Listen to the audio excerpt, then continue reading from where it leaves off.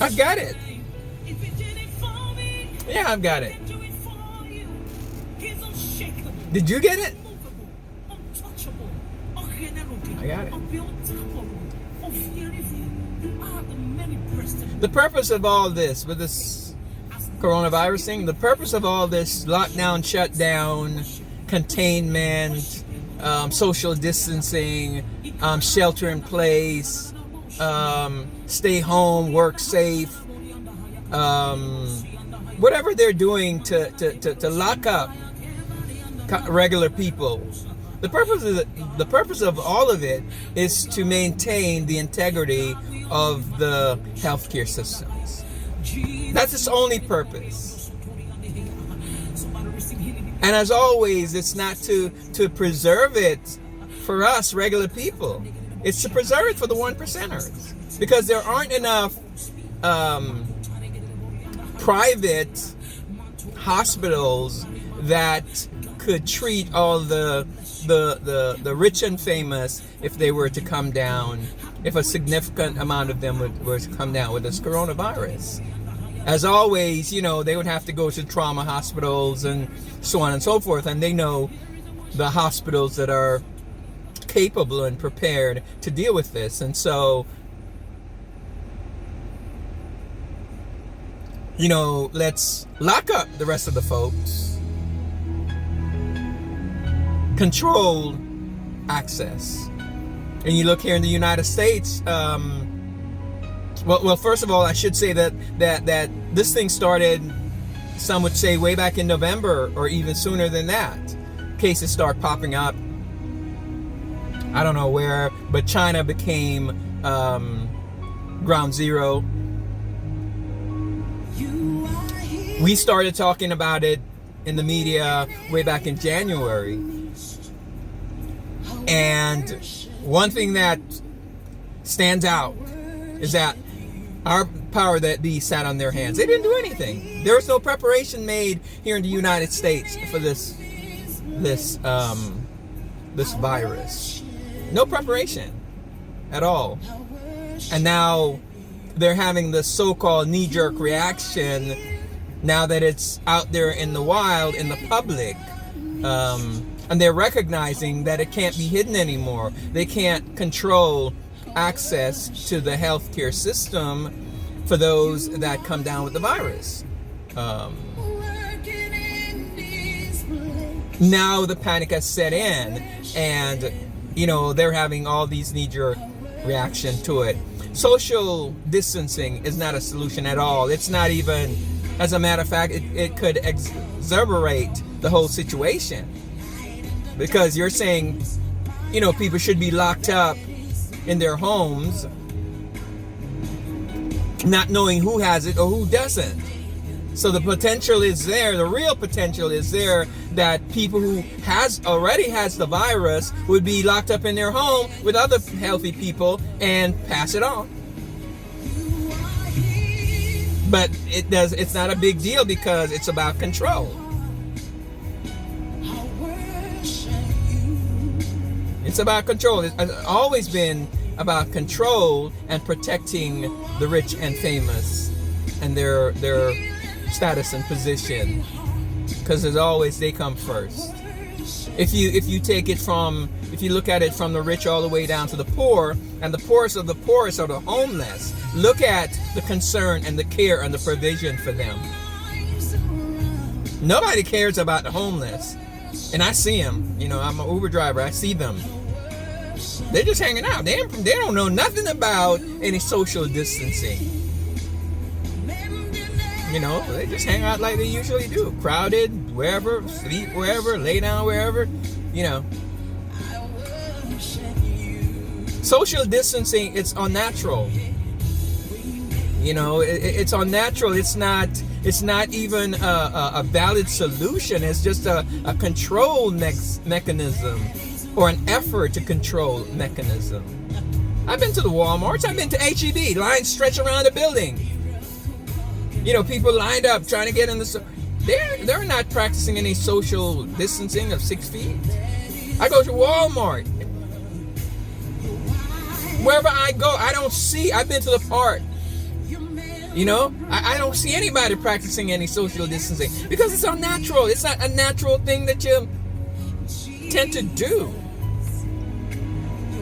And it's not really meant to seriously be a prevent, because it doesn't really prevent anything. As a matter of fact, it could be a problem. All this lock up, shut up, lockdown. You also notice that and it's not coincidental, that the big companies and corporations, you notice they're still in business, right? They're still in business. Amazon, Walmart, the major food chains and stores and whatnot, they're still in business. They're still making their money. You know, when you go to those establishments, you notice the workers themselves are not protected. The cashier, she's still right there. She's not 6 feet away from, I got a question about something, or I got to pay some money. She's not 6 feet away. They're not practicing any social distancing. That's just a political speech. They have to say something. They have to do something. You know, because the one thing that should have been done is the hospital systems should have been vamped up to receive the potential mass quantity of infected people, or not infected, but people who are ill from it, because not testing is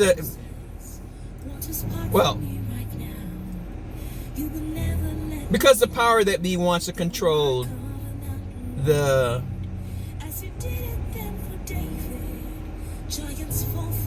want to control the dynamics. They want to control the dialogue. They want to control. They deliberately didn't test. Korea offered the United States what they were giving away free. The United States, no, we don't want that. No, we don't. Because they didn't want to test the general population, because they would have this tremendous number and its potential effect on the mindset of the people.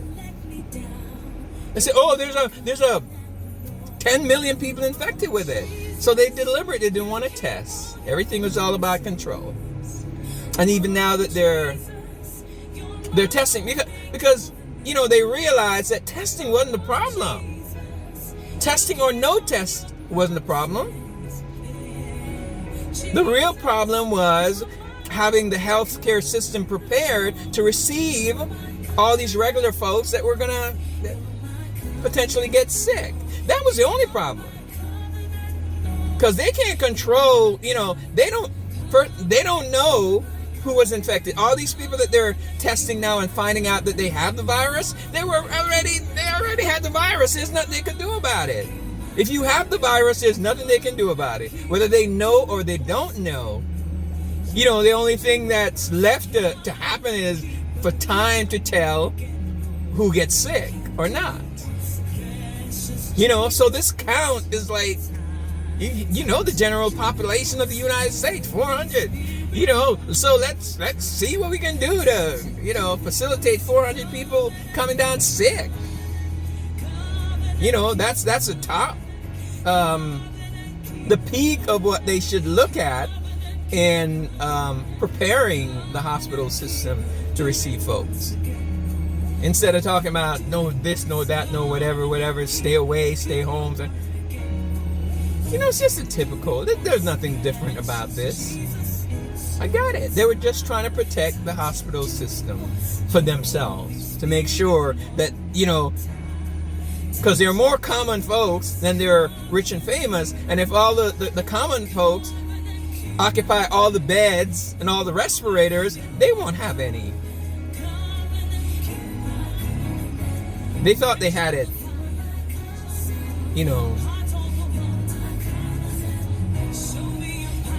not thinking that sooner or later they're gonna, have to give up control of it, because the mass of regular people are gonna overwhelm them. Who's surprised? Because it's a by contact or proximity kind of virus, just like the flu virus, right? Who's surprised that New York City is now ground zero in the United States? Because the city is so compact. More than any other city in the United States, New York City. So that's no surprise. They're trying, I personally think they are trying to lock down all the other cities so that push comes to shove and New York City get out of hand, they can take all the resources from the other cities like Houston. You know, we don't need to be in lockdown. We have so much space here in Houston. You know, people like, man, we got air to breathe. We don't, you know. But let's lock down Houston because that's however many resources Houston has accessible to them. We can, you know, take some of that and throw it up New York City. You know? That's what it's all about, man. You know, these people think they're so slick. They're the only ones that can think. You know, I'm out here driving around every day. I'm out here every day. Ain't nobody 6 feet away from me in my car. You know what I'm saying? So, notice Uber is not shut down. Amazon is not. You know, Walmart, all the major corporations, they're not shut down. And they won't shut down. That's why they make these excuses like, oh yeah, food stores, you know, pharmacies, you know, those kind of places got to stay open. Yeah, because of big boys. Big boys control those kind of things. Food, medicine, you know. Yeah, and they typically do what they typically do. Throw some money. At the end of the day, yeah, the government is going to do what the government does. Just throw some money at it. Yeah, give people some money. I bet you they're not going to give me $4,000 a month. You know? The little $1,200 that they may give to me, like, that's just about make my rent. That's not all I gotta pay. I gotta pay electricity. I gotta pay water. I gotta pay all those other things. You know what I mean? I gotta pay my car payment. Other important issues. You know? I got it. Yeah, they're just trying to protect the healthcare system for them. You know? People still walking around. People still driving around. They're look, man. Unless they put the military on the street, and even then, people still go and do their thing. You know, we were at the park yesterday playing, you know, soccer as we usually do, some football. Officer came over, like, dudes, and this, no more than 10. At that time, there was about, how many of us were there? 14. We were playing 7-a-side until the rest of the guys get there, because usually we play like 20-a-side. But I guess a lot of the guys are staying home. So anyways, he came over, and I wasn't even paying, you know, 10, no more than 10. And then, you know, we had a nice conversation, because I actually left the game and went to meet him to kind of, you know, make sure he didn't control the dynamics of it. And he was a nice guy. So he said, yeah, you know, it's a federal thing, and this, that, and whatever. And I said, okay, it's cool. So what we did, we just started playing 5-a-side. You know, and then we thought about it, and it's like, wait a minute. If you send a couple of guys over here, we can all play. We can now play. Well, no, first we're going to play 5-on-5, and whoever lose, the other 5 went into play, right? And then we thought about it, called a couple of guys over, and we decided we're going to play 2 games of 4-on-4. You know, and I think we ended up playing 2 games of 5-on-5. When we would have been playing 1 game of, you know, 10-on-10. So we worked it out, you know, because we're going to play. You know, and we respect the guy for, you know, not being a pain and, you know, taking it, the officer taking it any further. But the point is that people know we're going to do what we're going to do. You know, as we see in the history of the human family, people will lay their lives down for a cause. So, you know, this stay in your house, lock yourself up, and just eat, sleep, and get fat and whatever, it's only going to last so long. And here in the U.S., you know, I'm giving it another couple of weeks, and then there's going to be problems from the people. You know, and all they're trying to do is just maintain the integrity of the healthcare system for them, not for us.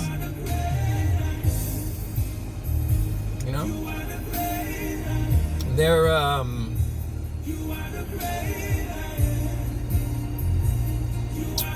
they're just doing what they usually do.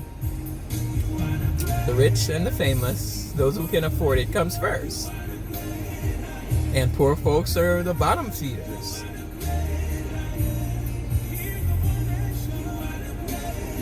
You know, personally, you know, as the title of my videos, you know, say the subtitle, is it God-made or is it man-made? I don't really think, you know, that this is God-made.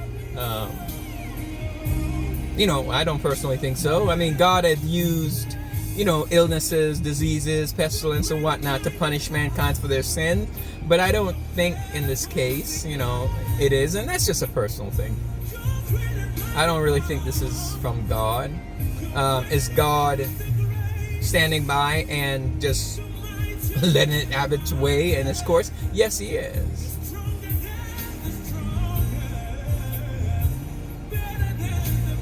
Yeah, I think in this case, God is just letting us, or letting the world receive and deal with the consequences of its way. You know, the whole world should be humbled by this, especially the major powers, the United States in particular. They could take it as a warning, as motivation to change their ways. You know, we here in the United States, we could take it as a prompt to get ourselves together, to get off our high horses, and realizing, you know, that our arrogance doesn't insulate us from everything. You know, because this disease, it's affecting everybody. You know, it's affecting the police, the soldiers, healthcare workers. It's affecting everyone. You know, and if this continue for, you know, much longer, this country would really be crippled. You know.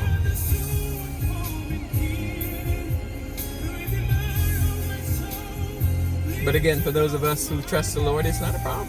It's nothing new. It's nothing new for us.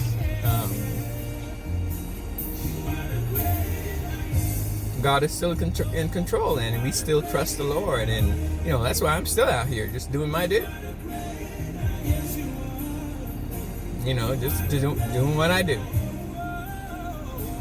know, and there are a lot of people worldwide who just have to continue to do what they normally do. They don't have the luxury of taking time off and just sitting locked up in their houses and, you know, trying to run from this corona. I mean, it's like, those who are destined to get sick gonna get sick.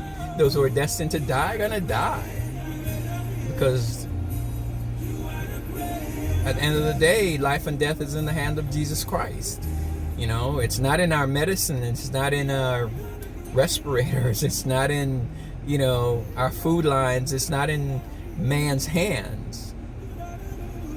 You know, it's in the hand of God. And As Paul wrote, it's appointed unto man once to die, and after that comes the judgment. You know, people are running from Corona, but no one is running from the consequences of sin. They're running from this virus. They're trying to lock themselves up. In Revelation, it says there's going to come a time when judgment comes. They're going to hide in their dens, in their homes and whatnot, and say, fall on us, cover us, and hide us from the face of Jesus when he comes back to rule with a rod of iron. People should be trying to run from the consequences of their sins, and running from sin and run to Jesus Christ. That's what we ought to be doing. You know, that's what people need to be doing, because God can protect you from anything. Sickness, poverty, whatever. You know, a man's life, a person's life don't consist of those things. There's more to life than just health and wealth and all that. You know, it's important to get forgiveness for our sins. As always, in times like this, just like in all other times, people need the Lord Jesus Christ. Bless up!